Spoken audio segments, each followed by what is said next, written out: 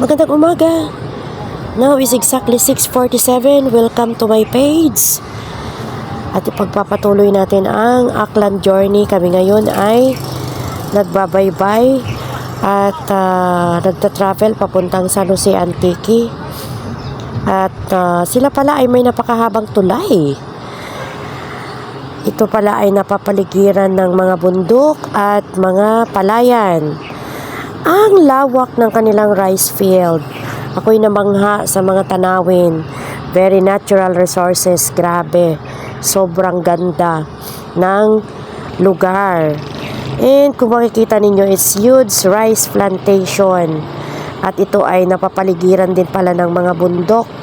At hindi lamang bundok. Meron din siyang attraction na at makikita ninyo na magpapaindak talaga sa inyo ay ang mga dagat na inyong makikita on the way. At ito na nga po ang kanilang pinaka-center. Welcome to the capital of Antique. Ang kanilang tricycle dito ay unique. Ayan, nakakatuwa.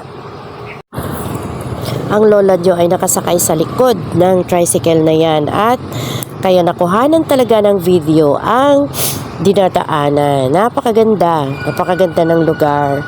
Malinis. Kaya welcome to San Jose Antique.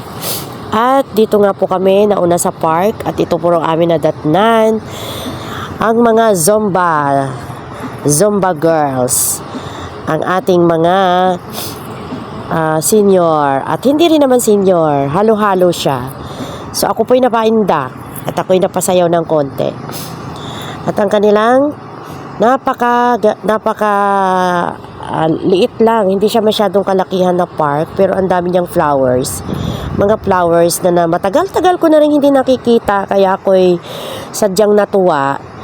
And pinaunlakan din tayo na makasakay ng little bangka papunta ng dagat. Kaya ayan po, pupunta po kami ng dagat. Kaya lang wala pa po yan sa kalagitnaan.